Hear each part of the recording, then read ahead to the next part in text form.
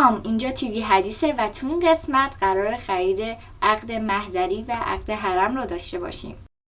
بین اکثر مشهدی‌ها این رسم معموله که برای عقد میرن بالا سر حضرت و انگار میرن حرم و عروس‌داماد رو اونجا عقد میکنن. امروز قرار حاضر بشیم و بریم حرم و عقد خواهرم رو توی حرم بخونیم و بعد هفته دیگه باز عقد محضریه که توی این ولاگ هر دوتاشو واسهتون میذارم. چون که برای حرم نباید آرایش داشته باشیم، من یه آرایش خیلی ملایم و ساده کردم. حجاب میاد یا میره؟ آستین استیکر قاب موبایلم هم عوض کردم. قبلش استیکر لیوای از اتکان تایتان بود و دیگه چون که خیلی وقتی که گذاشتم پشت قاب گوشیم یه کثیف شده بود.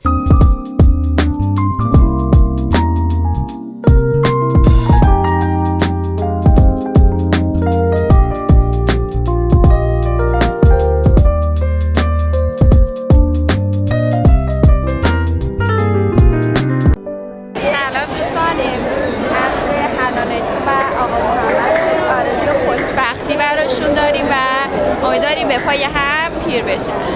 یعنی اینقدر به هر پوتش و سر و صورتم شالم که اصلا عالی، همه چی خیلی شلوغه بابا. اصلا من الان تموم شده، میخوایم بریم خونه بزن بکوب کنیم. دنسینگ افتر حرم.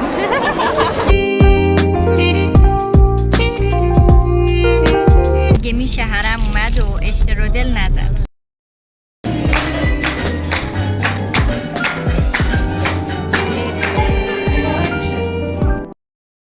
الان چند روزه که از عقد حرم گذشته و فردا عقد محضری هستش و الان هم قراره بریم خرید برای عقد فردا، خرید لباس و حالا مثلا شاخ نبات و اینجور چیزا دیگه. پس همراهمون باشید. و قبل خرید هم من باید برم پیش مشاوره تحصیلیم و برنامه این هفته‌مو بگیرم. بعد از دیدن چند قسمت زن روز،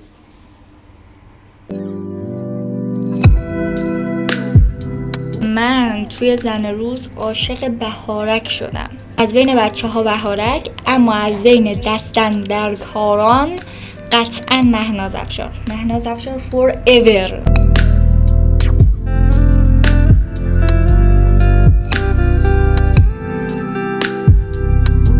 در انتظار نوبتم شدم.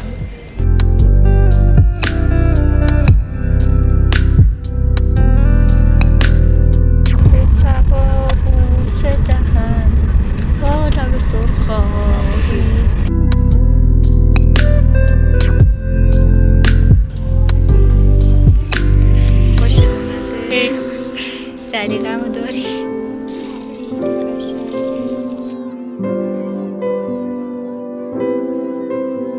عاشق این مدل گوشواره ها شدم. اصلا سبک من نیستن، خیلی زنانه است. مثلا من از چیزای تینیجری خوشم میاد ولی الان واقعا عاشقشون شدم.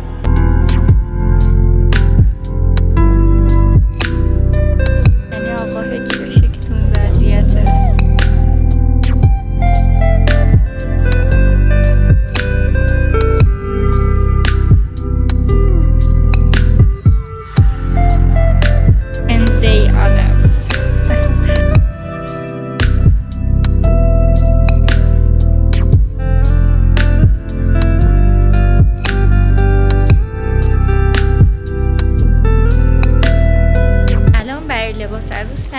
اومدیم که برای عقد محضر فردا عروس خانم تور بگیره.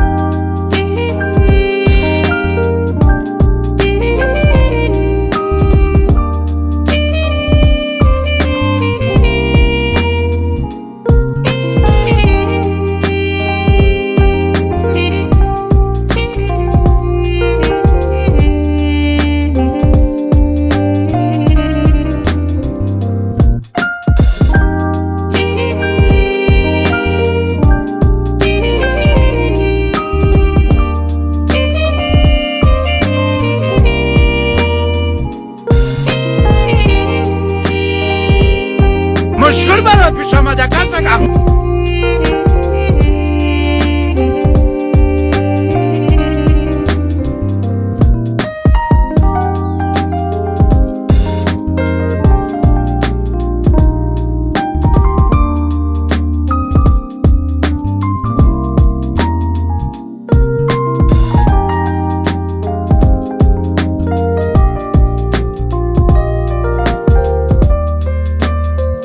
خب من آمادم و میخواستم موهامو با کرلیکون شیگلن فر کنم ولی دیگه وقت نمیشه، بر همین میخوام همینجوری لخت دورم بریزه.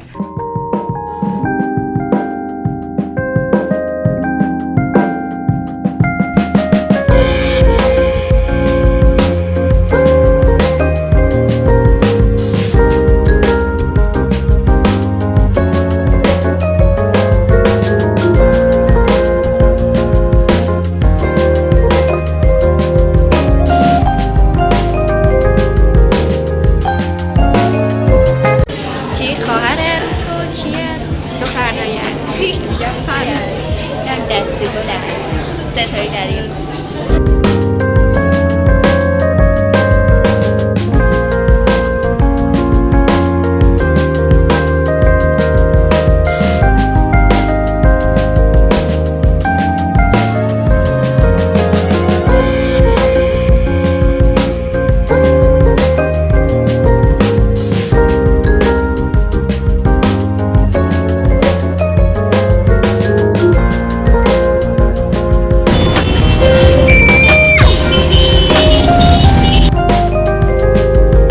پارچه هایی که خانواده دومات به عروس هدیه دادن که بعد میان خونه عروس. اونقدر تون حاضر شدم دوباره اتاقم ترکید و حدیث خانوم موند و با یه اتاق کثیف. الان مهمونی تو رفتی خانومم، اومدی بعد اینجا رو جمع کنی.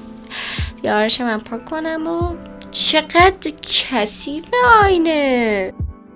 صدامم انقدر گرفته چون خیلی زیاد زیر باد کولر بودم، هم صدام گرفت هم گلوم گرفته و هم که چشمم انقدر پف کرده بود و خلاصه فقط هر جور که شده خودم واقعا رسوندم به مهتر. اینم از ولاگ عقد خواهرم. رفت تا ولاگ عروسی که یه 3-4 ماه 3-2 ماه. حتما نظرتون رو راجع به ویدیوم بهم بگید که تونستم حس سوال عقد رو بهتون منتقل کنم یا نه. و لایک و ساب یادتون نرو. تا درودی دیگه، بدرود.